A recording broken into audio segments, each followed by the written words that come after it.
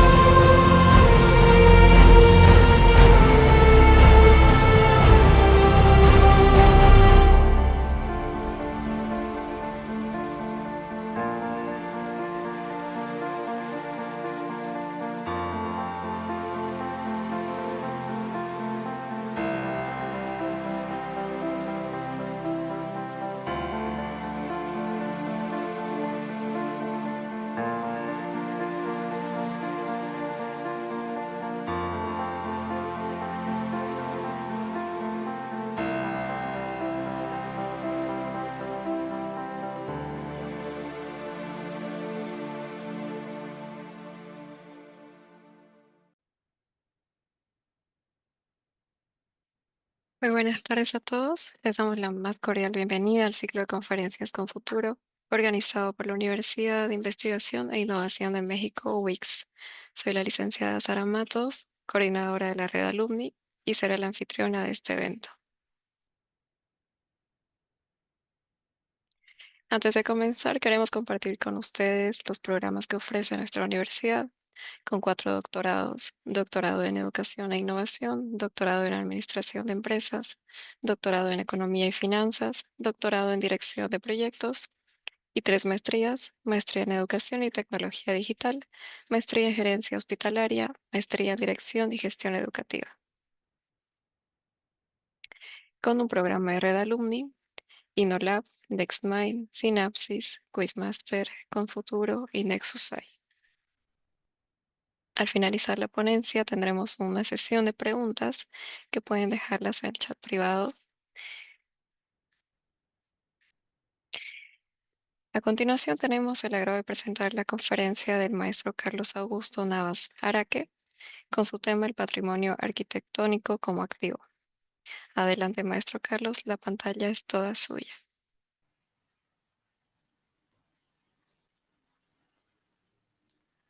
Hola, buenas tardes para todos. ¿Me escuchan? Se escucha, se escucha muy bien. Perfecto, muchas gracias. Gracias por la invitación. El día de hoy, pues, queremos compartir o quiero compartirles la charla sobre patrimonio arquitectónico como activo. Antes, pues, me presento. Mi nombre es Carlos Augusto Navasará, que soy arquitecto, soy especialista en restauración y conservación del patrimonio arquitectónico, soy especialista en diseño urbano. Soy máster en gerencia de proyectos y candidato a doctor para dirección de proyectos. Soy consultor y constructor especializado desde hace más de 22 años. En el taller de arquitectura donde trabajo actualmente en Colombia hemos acuñado una frase muy interesante que dice: un instante en el pasado es la memoria del futuro. Y así lo es el patrimonio arquitectónico y así ha sido la cultura a lo largo de toda la historia de la humanidad.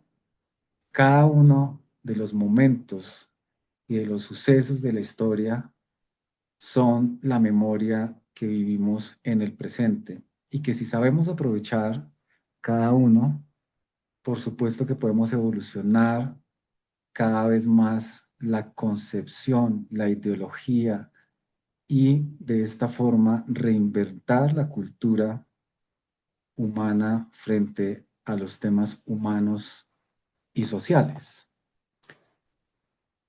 Les he traído 4 puntos importantes a tratar el día de hoy, que es el patrimonio arquitectónico, qué lo compone, cuáles son los valores, cuál es su normativa internacional, cómo se aplican las cartas restauro, qué son los principios y criterios, el patrimonio como motor de desarrollo económico, estrategias para su aprovechamiento económico y modelo de gestión sostenible, y un par de modelos integrales de gestión de revitalización económica, componentes de modelo de gestión, unos ejemplos y casos de éxito, y por último, una breve síntesis de un proyecto que trabajamos en Colombia de estilo modernista, catalogado bien de interés cultural, el cual se llama Centro Internacional Tequendama en el centro de Bogotá. Antes de iniciar con la presentación, voy a compartirles un pequeño video que de cierto modo reúne una cápsula sobre un trabajo cercano a 4 años que he desarrollado frente a la ponencia de cómo nuestro patrimonio puede ser un activo y no una carga a los propietarios y también a las ciudades donde se encuentran ubicados estos inmuebles.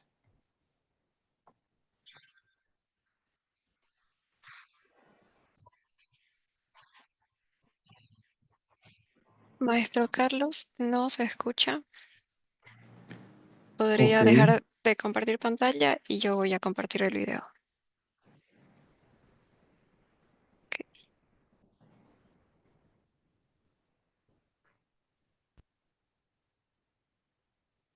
¿Qué significa para ti el patrimonio de una ciudad? Para mí pasar por un edificio histórico no es solo un viaje al pasado, es un vistazo al ADN vivo y que respira de una ciudad. Pero aquí está el giro. Esas paredes antiguas no son solo historias talladas en piedra, son potencias económicas esperando ser liberadas. Hablemos de cómo el patrimonio arquitectónico está siendo reimaginado, no como una reliquia, sino como un activo económico serio. Primero, ¿qué es el patrimonio construido? Es la memoria física de nuestra historia y creatividad colectiva, edificios, vecindarios, incluso puentes que llevan ecos de quienes fuimos y en quienes nos estamos convirtiendo. En Colombia, por ejemplo, leyes como la Ley 1185 y el Decreto 1080 sientan las bases para proteger estos tesoros, pero el patrimonio es mucho más que legislación. Se trata de identidad, comunidad y un sentido de pertenencia. También se trata de la reutilización inteligente, adaptando estos espacios a la vida moderna sin perder su alma. Ahora la gestión del patrimonio no es un todo vale. Las directrices internacionales, como la Carta de Venecia o la Carta de Burra, nos mantienen enfocados en la autenticidad y el respeto por cada capa de la historia. El mantra es simple: mínima intervención, máximo respeto. Si cambias algo, debe ser reversible. Usa materiales compatibles. Cada capítulo de la historia de un edificio debe seguir siendo legible. Y sí, los edificios deben evolucionar. Piensa en hoteles boutique, espacios de coworking o centros culturales vibrantes, todos alojados en lo que solía ser un antiguo almacén o una mansión del siglo XIX. Pero aquí está lo importante: el patrimonio paga. Cuando se gestiona correctamente, es un imán para el turismo, la inversión y los empleos. Mira el centro histórico de Cartagena, antes subutilizado, ahora un punto turístico en auge, o Quito, donde la restauración ha impulsado el valor de las propiedades y ha rejuvenecido distritos enteros. La salsa secreta, planes de negocio inteligentes, financiación creativa y una mezcla de inversión pública y privada. Hay exenciones fiscales, subvenciones e incluso grupos de industrias creativas que surgen alrededor de majestuosos monumentos antiguos. Vayamos a nivel global por un segundo. El National Trust en el Reino Unido gestiona más de 500 sitios históricos, combinando la conservación con la astucia comercial. Gestionan desde tiendas de regalos hasta visitas guiadas, demostrando que se puede equilibrar la conservación y las ganancias. O echa un vistazo al Quartier des Spectacles de Montreal, una revitalización del centro que ha convertido el patrimonio en el corazón palpitante de la economía creativa, atrayendo a millones de visitores y provocando un renacimiento local. Y sí, esto también está ocurriendo más cerca de casa. En Bogotá, el Centro Internacional Tequendama está siendo pionero en un nuevo modelo que combina la conservación arquitectónica con negocios inteligentes y sostenibles. El objetivo: mostrar que el patrimonio no es solo un costo, es una plataforma para el crecimiento económico y social. Así que la próxima vez que pases por un edificio histórico, piensa más allá de los ladrillos y el mortero. Piensa en él como un activo vivo, uno que, con la gestión adecuada, puede impulsar el futuro de una ciudad sin borrar su pasado. Ese es el verdadero poder del patrimonio. No solo recordar de dónde venimos, sino invertir en hacia dónde vamos. Chao.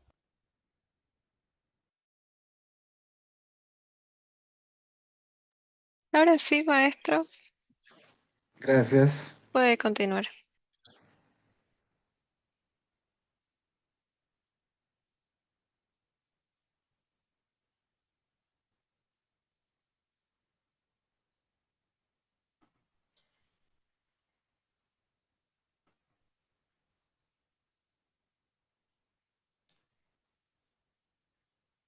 Así las cosas, el patrimonio arquitectónico construido y materializado conforma esa memoria colectiva, esa memoria básicamente de lo que somos y de lo que fuimos en algún momento. La historia de la humanidad es bastante extensa y la arquitectura es una huella que nos deja ver cuáles han sido los diferentes cambios humanos que han precedido la contemporaneidad.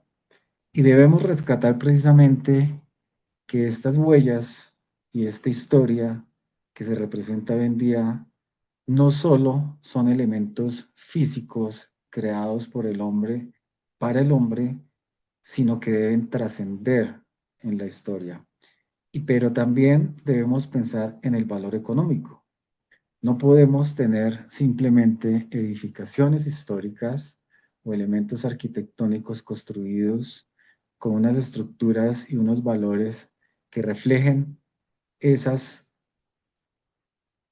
cualidades de uso, de identidad, de arquitectura, de estilo y demás valores que le podemos atribuir a un inmueble, sino que también generen unas dinámicas económicas dentro de las ciudades y los entornos inmediatos, pero también para los poseedores o quienes son dueños de bienes de interés cultural.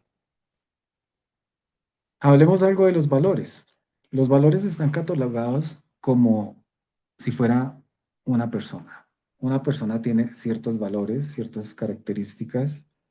Así son los inmuebles. Los inmuebles han sido concebidos de una forma que reflejan un momento histórico, reflejan un estilo histórico y reflejan un estilo arquitectónico compuesto por varios elementos de composición, como geometrías, como estilos, como lo comentaba anteriormente, tipologías, sistemas constructivos o tecnologías de alguna época.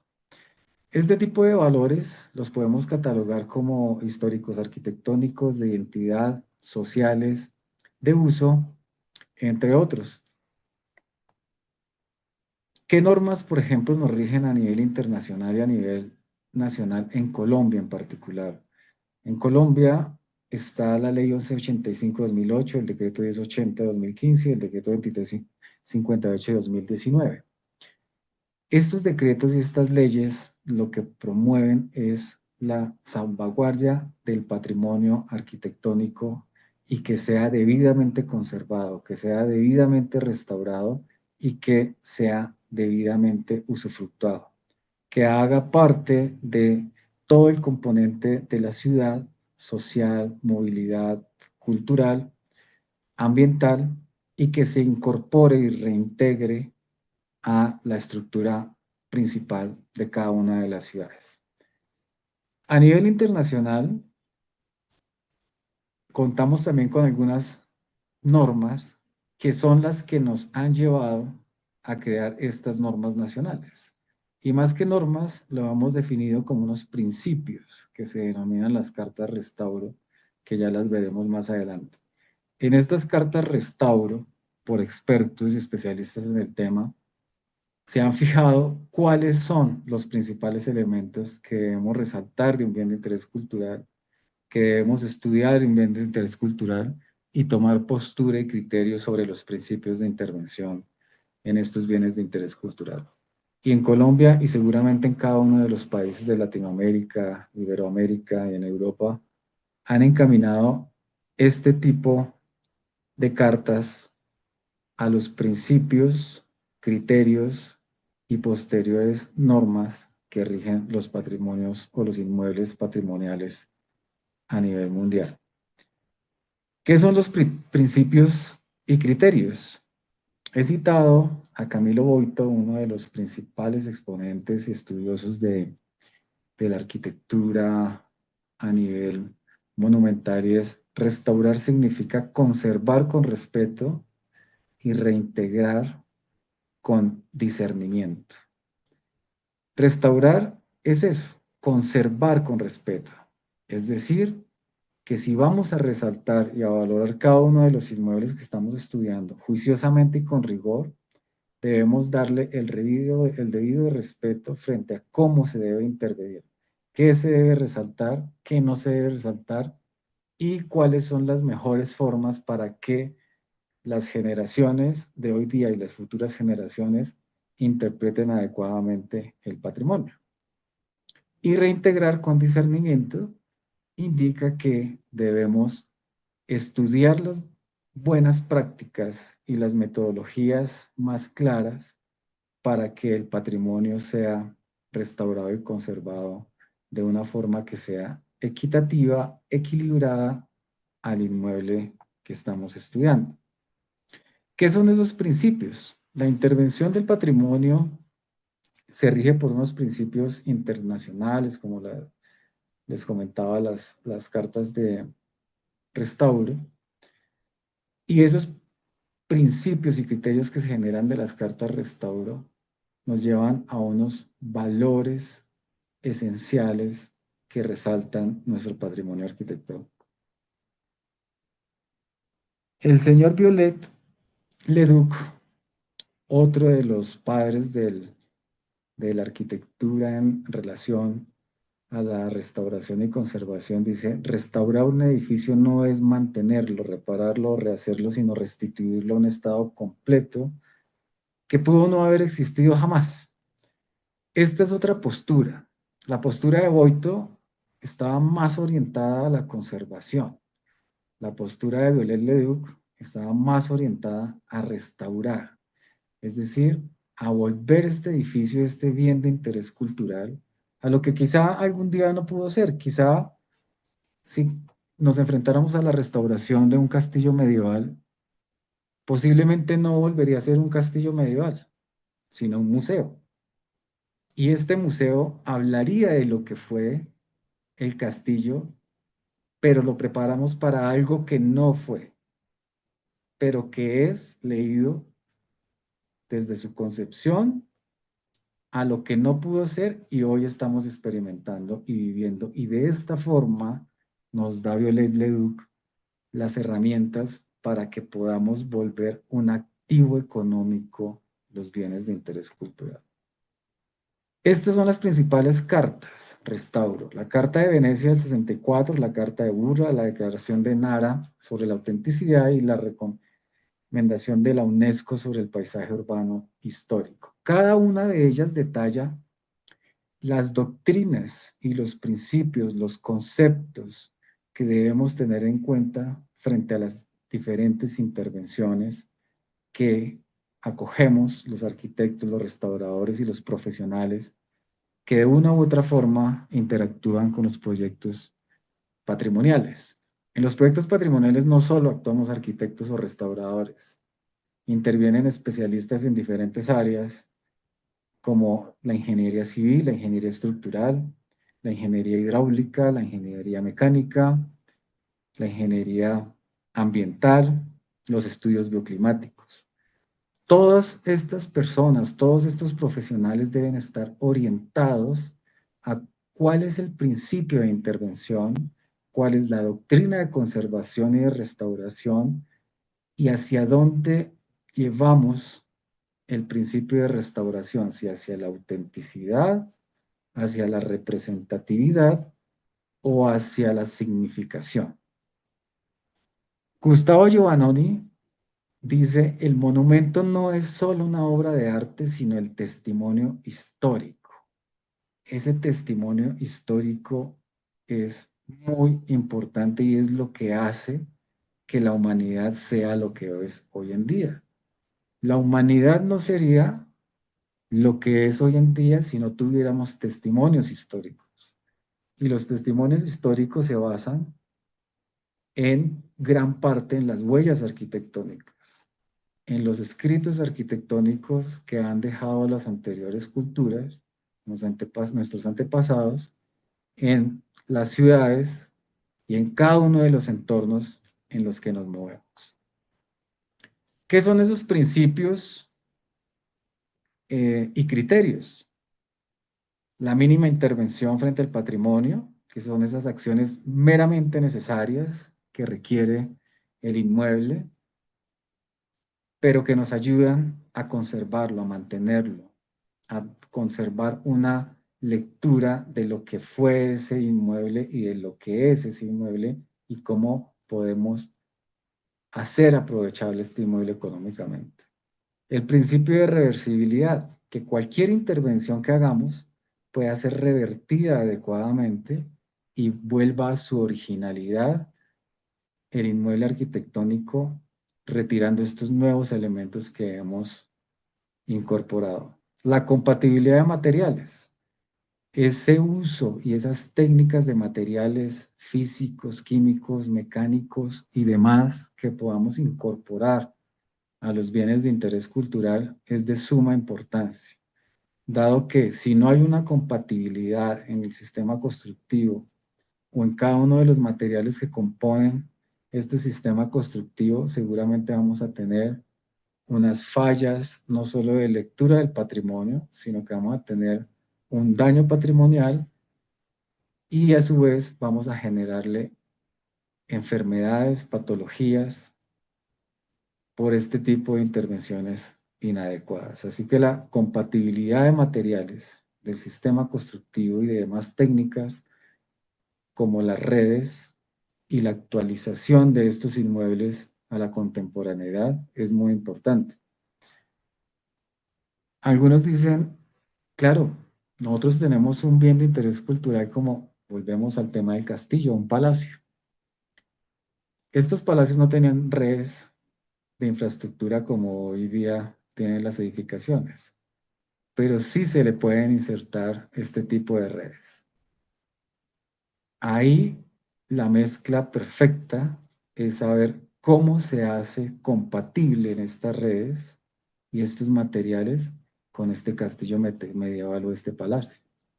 Que sean mimetizadas, que se vean, que sean legibles, que no sean legibles. Esos son criterios y principios que debemos tomar en cuenta para esa rehabilitación. La adaptación funcional controlada permite nuevos usos sin alterar el valor esencial. Básicamente lo que siempre buscamos en esta consolidación y restauración es que seamos lo más eficientes posible frente al uso y que ese uso tienda a ser compatible con los usos originales que tuvo el inmueble. Sin embargo, de no ser posible esa rehabilitación, que sea un uso de contemplación o que sea un uso que respete la materialidad y la historia del inmueble. Ahora, el patrimonio como motor de desarrollo económico genera unas estrategias de valoración y rentabilidad. Estas estrategias de aprovechamiento económico las he puesto en la mesa sobre cómo podemos hacer que sea sostenible el patrimonio a nivel económico. Pues hay varias herramientas y las hemos aplicado en algunos proyectos. Por ejemplo, el turismo cultural, la revalorización inmobiliaria, los usos comerciales mixtos y los incentivos fiscales y financiación mixta. Si nosotros buscamos que estos bienes de interés cultural tengan un gran ingrediente de cultura, que se logren valorizar inmobiliariamente por la ubicación, por lo general, todos los bienes de interés cultural están estratégicamente ubicados porque son el nacimiento de las ciudades, hacen parte de los centros históricos o de los puntos nodales más importantes de las ciudades. Por lo tanto, la valorización y revalorización es mucho más grande que la de un proyecto nuevo. Entonces, la rehabilitación ayuda a la revalorización. Pero no solo nos podemos quedar con ella. Nosotros podemos implementar unos usos comerciales y mixtos que ayuden a potencializar la atracción de visitantes, de alquileres, de rentas, para que estos espacios vuelvan a tener una vida económica y una activación económica respetando esos valores y esos principios de conservación arquitectónica. Y por supuesto, los gobiernos han desarrollado algunas exenciones tributarias y financiaciones mixtas en donde permiten que el patrimonio también tenga unas ventajas sobre otro tipo de inmuebles. Vamos a leer tres pequeñas estrategias de valoración y rentabilidad que vienen, digamos, hiladas y analizadas de Gustavo Giovannoni, de César Brandi y de Paul Filippo. ¿Qué dice Gustavo Giovannoni? El monumento no es solo la obra de arte, sino el testimonio histórico. Muy importante el testimonio histórico que genera el bien de interés cultural. Porque de allí podemos rescatar muchísimas prácticas constructivas, materiales y las huellas sociales y culturales de identidad de donde fue construido el bien de interés cultural. Hay diferentes categorías de bienes de interés cultural. Hay bienes de interés cultural locales, de ciudad, de nación, inclusive bienes de interés cultural mundiales. César Brandi, la restauración constituye el momento metodológico de reconocimiento de la obra de arte en su consistencia física y en su doble polaridad estética e histórica. Y Paul dice, la restauración debe ser legible, reversible, no debe falsear la autenticidad del documento. Me voy a quedar en este momento con Paul y es que esa restauración evidentemente debe ser legible, no debemos confundir y entrar en falsos históricos. Podemos hacer algo tan extremadamente intervenido como hacen los italianos de dejar las ruinas y restaurar las ruinas, pero ¿qué pasa entonces con la interpretación del bien de interés cultural? Es muy difícil interpretarlo si uno no encuentra una restauración que se diferencie del original a lo que se intervino. Y eso pasa en Italia. En Italia, en algunos de los lugares que uno encuentra, ve los bienes de interés cultural, pero son poco legibles, porque se restauraron las ruinas. Desde mi punto de vista, es mucho mejor restaurar sin falsear, pero distinguiendo del original, para mejor interpretación y también para esa potencialización del patrimonio como activo.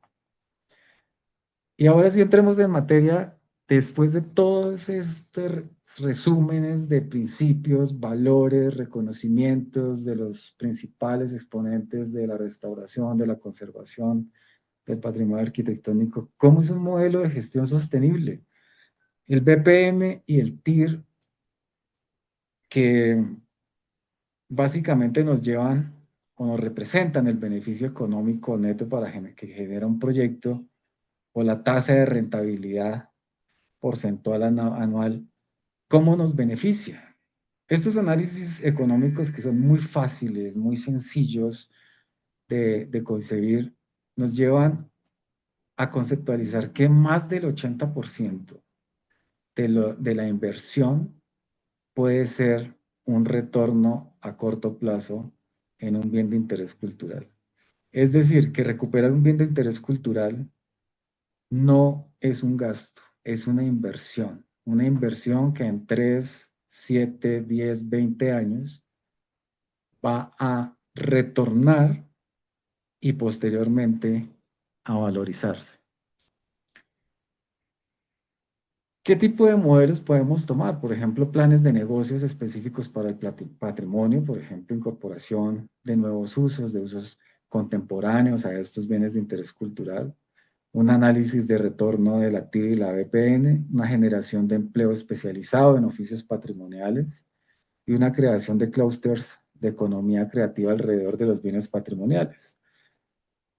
Hay un sinfín de herramientas que podemos aplicar para que el patrimonio se vuelva un activo económico, que no dejemos morir nuestro patrimonio, sino que lo pongamos en valor, pero no solo en valor arquitectónico, sino también en valor económico, que haga parte de las nuevas dinámicas de las ciudades, que haga parte de la nueva economía de las ciudades. Algunas ciudades piensan, o algunos gobernantes piensan que el generar desarrollos, industrias y demás genera ingresos o es la única forma de generar ingresos. Y por supuesto, tienen toda la razón. Hace parte de las nuevas economías. Pero una de las economías que está parásita, que está quieta, que está estática, son los bienes de interés cultural. Una red de bienes de interés cultural puede generar mayores ingresos y mayores empleos sobre lo construido que proyectos de expansión. Entonces, ¿cómo aplicamos esa TIR a PPM? Por ejemplo, en proyectos de arrendamiento de espacios subutilizados, cafeterías, aulas, terrazas, coworking, espacios adaptables a las formas de vida de hoy en día, a la tecnología que nos aboca hoy en día, a la instalación de infraestructuras de energías renovables, al uso comercial de bienes patrimoniales de valor histórico que promuevan no solo el uso, sino que se vuelvan un lugar de permanencia y de admiración frente a lo construido, de activación de espacios como plazoletas y parques que también hacen parte de estos puntos nodales y focales patrimoniales dentro de la ciudad. No solo son inmuebles físicos construidos o edificaciones, sino también son plazoletas, calles, bulevares patrimoniales. Estos modelos de integración y gestión de revitalización económica buscan la sostenibilidad a largo plazo del bien de interés cultural y exigen una gestión integral, un diagnóstico multidimensional, un plan de intervención técnica, un modelo de financiamiento, una estrategia de marketing patrimonial, participación comunitaria. Esto es muy importante, la participación comunitaria para la apropiación de esos actores locales y de sectores productivos y el monitoreo y evaluación de impactos. Un ejemplo de éxito, el Trust National en el Reino Unido. Este es una organización que gestiona más de 500 inmuebles patrimoniales y no solo tienen los bienes patrimoniales para verlos bonitos, contemplarlos, sino que tienen una definición, tienen unas características, tienen unas clasificaciones, tienen unas partes y tienen unas aplicaciones que van orientadas a lo que fue el inmueble y a lo que es el inmueble adaptado a las actividades sociales, económicas donde se encuentran ubicados, sacándole así una renta a este activo. Entonces, esa renta ayuda a mantenerlo, a conservarlo, a ponerlo en valor y a hacer que se reconozca este bien patrimonial. Cuenta con más de 5 millones de miembros que contribuyen a su labor de conservación. A veces se nos olvida que nosotros como seres humanos nos podemos agrupar no solo para hacer ONGs, sino también para que nuestro patrimonio inmueble construido sea reconocido, pero también produzca ese valor económico que pueda ayudar a otras personas, no solo por beneficio económico, contribuciones, sino al trabajo que se genera dentro de estos bienes de interés cultural. Estos bienes de interés cultural generan un sinfín de economías internas, microeconomías, que ayudan a las cadenas económicas de las ciudades en diferentes niveles y diferentes escalas. Entonces, si vemos un edificio por ahí abandonado, sencillamente es como si tuviéramos en una gaveta una cajita de oro sin utilizarla, pero sin tener con qué comer. Esa es una gran comparación de lo que es el valor económico de la arquitectura. El proyecto Quartier des Spectres de Montreal es una revitalización de un espacio público y esa revitalización lo que hace es que confluyan muchas personas al espacio público, un espacio público que fue creado hace varios años y que fue revitalizado para que se generen nuevas dinámicas de uso. Y alrededor de estas nuevas dinámicas de uso se enriqueció la vida cultural de esa zona, de la ciudad, pero también aumentó la producción económica y potencializó una zona de la ciudad que estaba totalmente deteriorada. El Centro Internacional Tequendama es una de nuestras joyas arquitectónicas en Colombia, un hito arquitectónico urbanístico de los años 50 a los 80, construido por Cuéllar Serrano Gómez entre los años 52 y 82 del siglo pasado, con arquitectura modernista. No todo nuestro patrimonio es de hace 100, 200, 300, 400, 3000 años, sino también es patrimonio de hace 70 y 50 años. Es un patrimonio muy fresco, que de hecho algunas generaciones lo alcanzaron a vivir, alcanzaron a ver su transformación. Este tipo de patrimonio lo estamos interviniendo para que se articule con el tejido de la ciudad, se articule con los nuevos proyectos de la ciudad, se articule con las nuevas dinámicas económicas, precisamente como un activo estratégico generador de valor económico, social y cultural, aunado a las demás políticas urbanísticas de la ciudad. Y ya entramos a los ejemplos o a los grandes ejemplos que tenemos a nivel mundial, ¿no? No solo a nivel local. Por ejemplo, el castillo de Chambord en Francia. Este castillo que fue construido por el rey Francisco I, que literalmente, como se diría hoy en día, lo hizo porque quiso. No tenía nada más que construir, lo hizo por hobby, literalmente. Pues este castillo, le hicimos un ejercicio de una inversión de 12 millones de euros, una vida útil de 20 años sin mantenimientos, unos ingresos anuales de 1.200.000 euros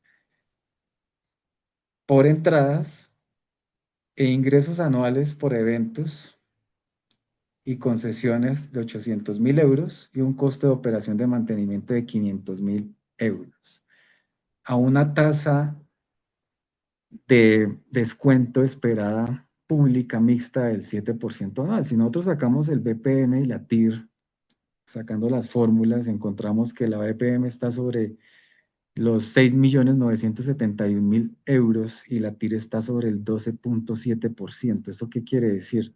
Que el activo es un negocio o el patrimonio es un activo como negocio bastante importante. Una generación de 6, casi 7 millones de dólares, tras una inversión de 12 millones de euros, perdón, creo que es un buen negocio, sabiéndolo gestionar, por medio de los eventos, concesiones y entradas, y ya restándole el mantenimiento. Ahora veamos la TIR. La tasa de descuento esperada era el 7% anual y tenemos una TIR del 12,3%. Sabemos que cuando la TIR es mayor a la tasa de descuento esperada, pues es un negocio rentable y estamos hablando de un 5,3% mayor a la esperada.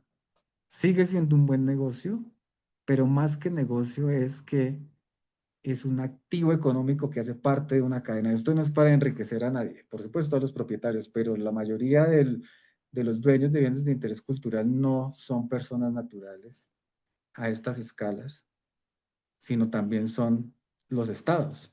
Ahora, si una persona natural o una persona como Carlos Navas quiere tener un bien de interés cultural, puede sacar este tipo de aprovechamientos bajo los análisis económicos que les estoy mostrando.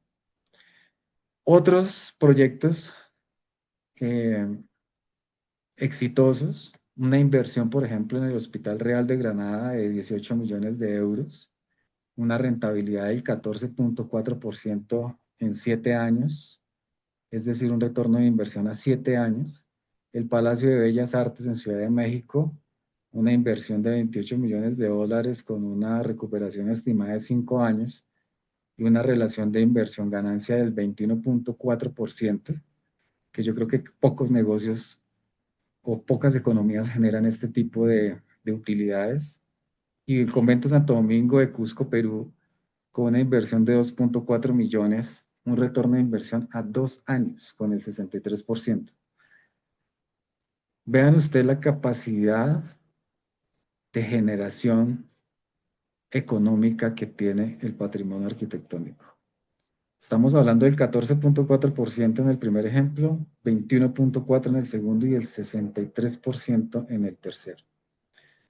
Creo que algún especialista en economía o macroeconomía no creería estos datos, pero son datos tangibles, consultables, en donde finalmente llegamos a la conclusión que si hacemos modelos integrales de gestión y revitalización económica del patrimonio, podemos poner en valor nuestros inmuebles y ponerlos en una dinámica económica, social y cultural en pro de los habitantes y de la humanidad, que es a lo que le apunta la arquitectura. La arquitectura está hecha para el ser humano y al ser para el ser humano y ser una profesión humanista, buscamos que tenga bastantes beneficios varios beneficios a nivel cultural, social, pero también económicos. Estamos sin duda alguna en un mundo capitalista y de esta forma debemos plantear que la arquitectura y estos equipamientos de bienes de interés cultural también se adapten a ese capital y a esa revalorización histórica y cultural de los bienes de interés cultural.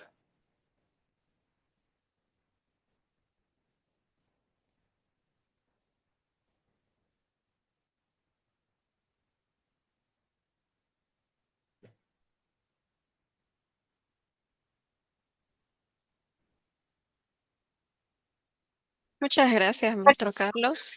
Comenzamos con la ronda de preguntas.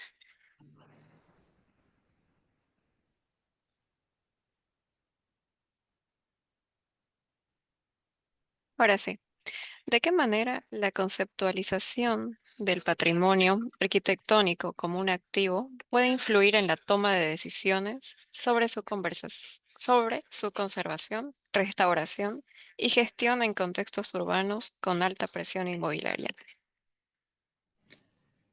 Muy buena pregunta y va orientada hacia el valor económico y es el análisis económico del entorno, el análisis económico de la ciudad, el análisis económico del bien cultural va en pro de cuáles son los beneficios que va a tener el bien de interés cultural.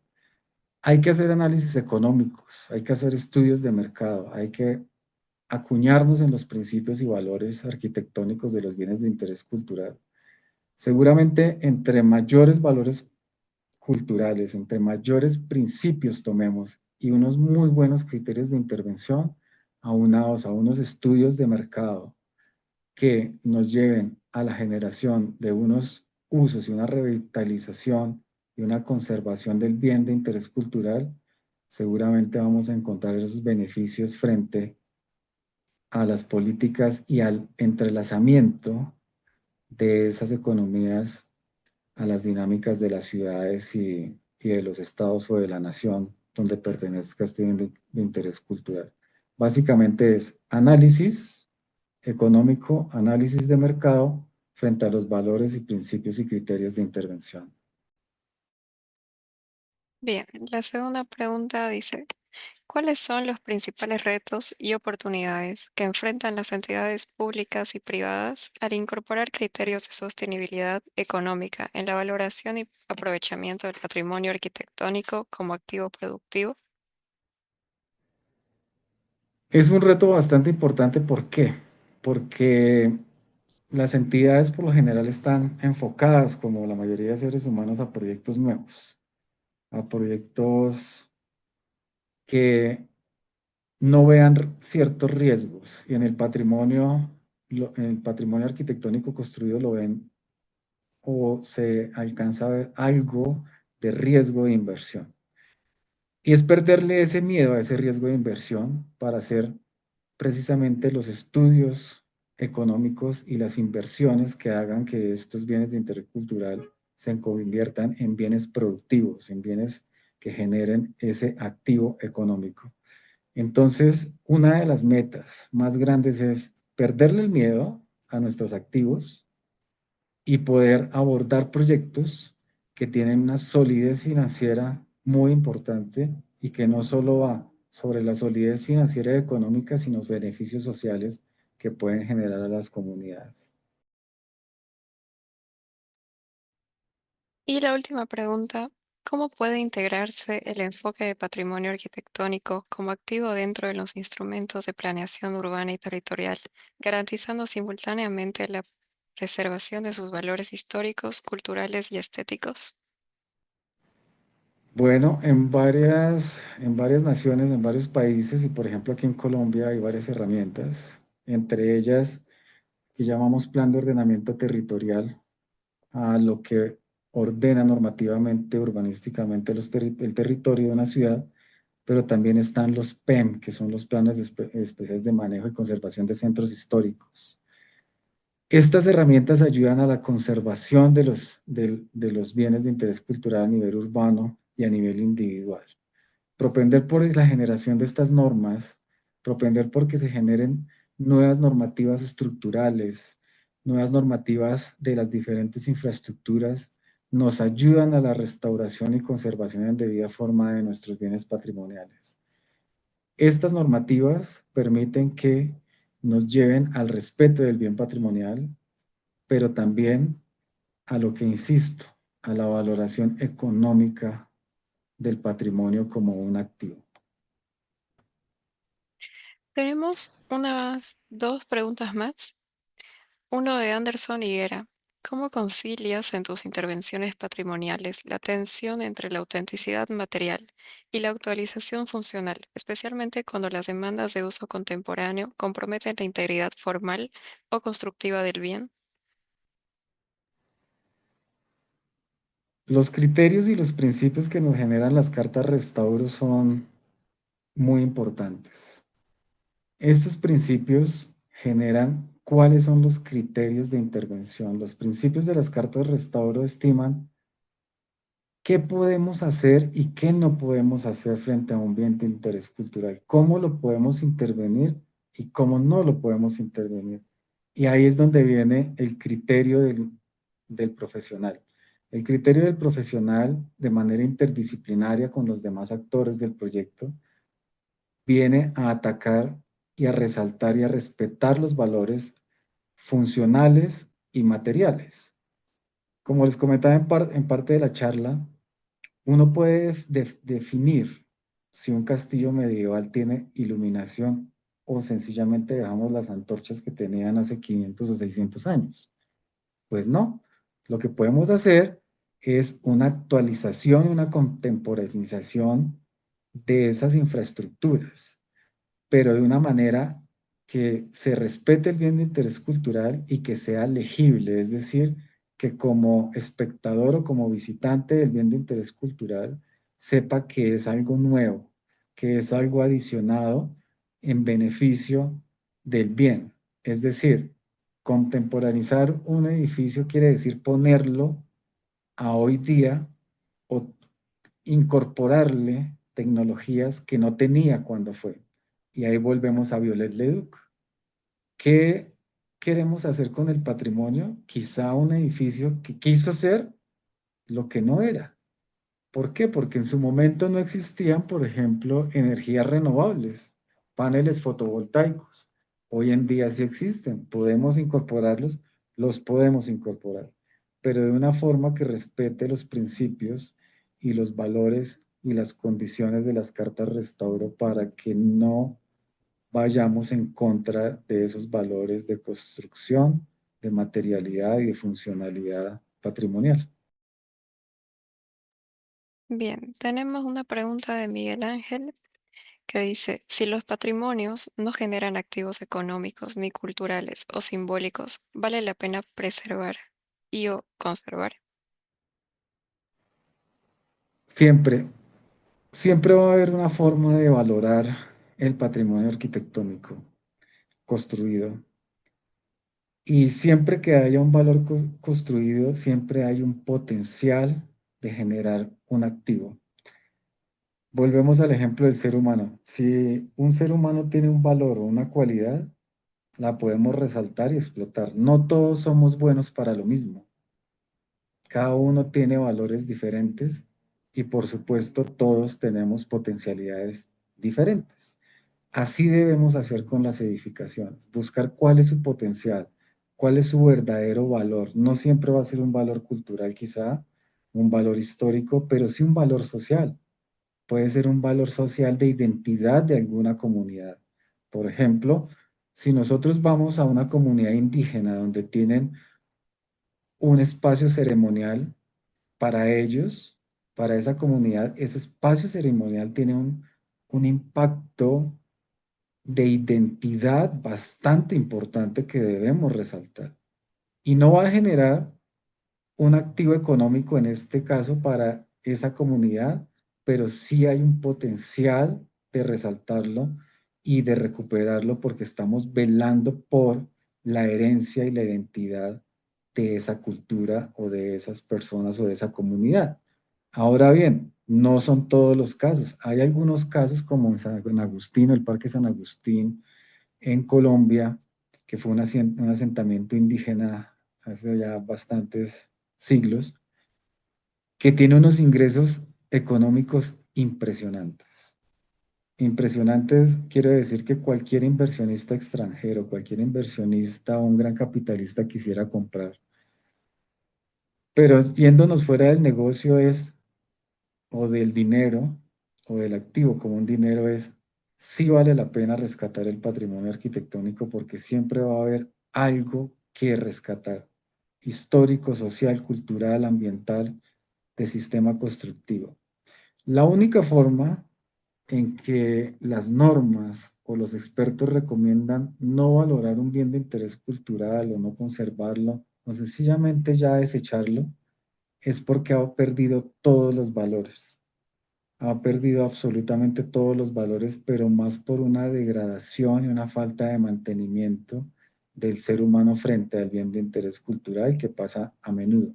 Sin embargo, la normatividad patrimonial y las cartas internacionales protegen inclusive las ruinas. Entonces es muy difícil que lleguemos a desechar un bien de interés cultural inclusive en ruinas. Si nosotros vemos, por ejemplo, pueblos medievales o vemos algunos asentamientos indígenas o vemos algunos asentamientos nórdicos, solo encontramos los cimientos. ¿Por qué? Porque la parte estructural de las edificaciones eran en madera, en paja, en hierba. Por supuesto, es biodegradable estos elementos y desaparecieron y solo quedaron los cimientos.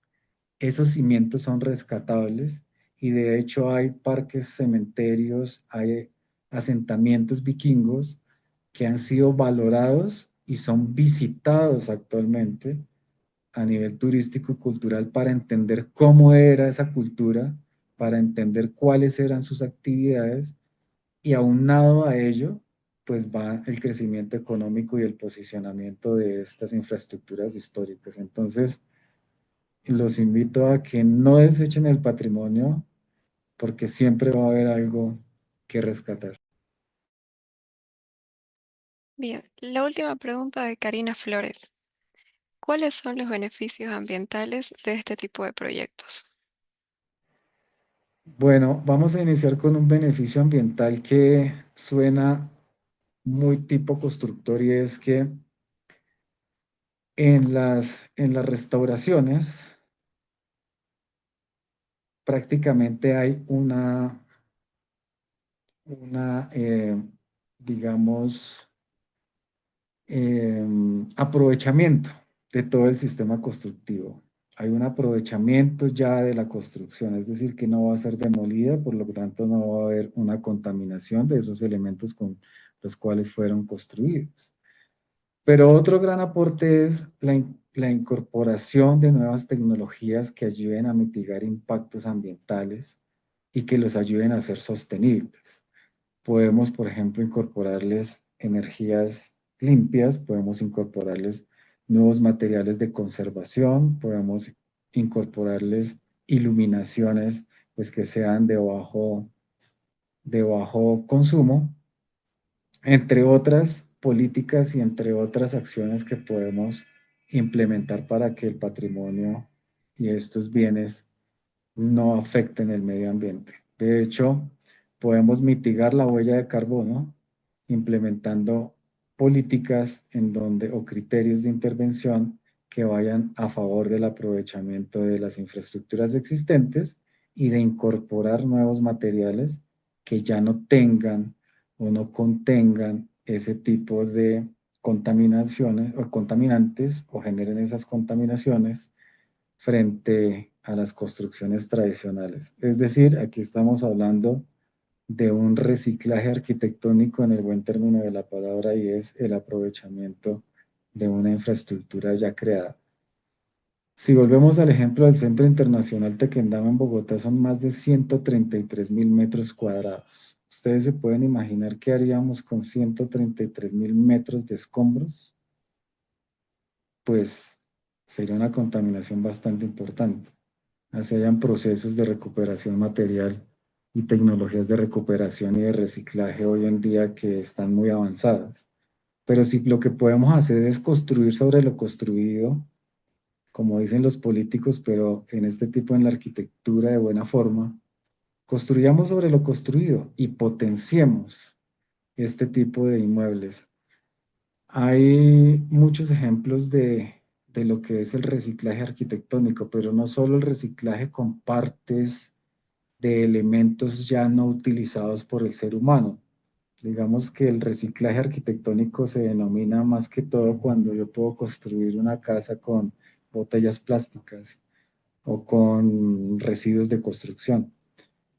Pero el reciclaje en la restauración se define más al aprovechamiento de lo existente, a la conservación y a la restauración de lo existente, más la potencialización y optimización por medio de nuevas tecnologías para que el impacto ambiental baje. Muchas gracias, maestro Carlos. Antes de cerrar, los invitamos a todos a conocer más sobre nuestros programas y actividades ingresando a wix.edu.mex, comunidad Wix, Red Alumni, o escaneando el código QR que sale en pantalla. La entrega de certificados se realiza en un plazo de 10 días hábiles, donde reciben un correo electrónico con el certificado y la grabación de la conferencia. También los invitamos a aliarse a la red Alumni para ver próximas conferencias. Agradecemos a todos su participación y la valiosa intervención de nuestro panelista. Maestro Carlos, ¿desea compartir palabras finales?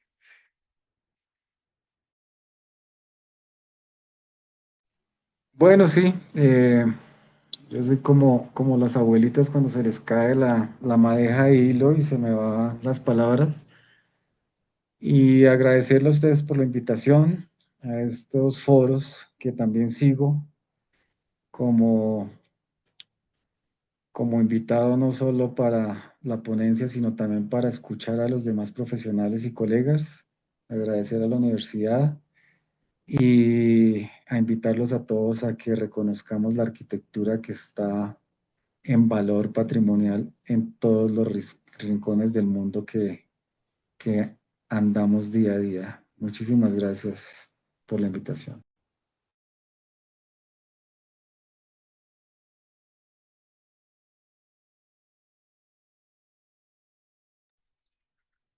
Gracias, maestro Carlos. Los esperamos en próximas conferencias. Que tengan una excelente tarde. Hasta luego. Gracias.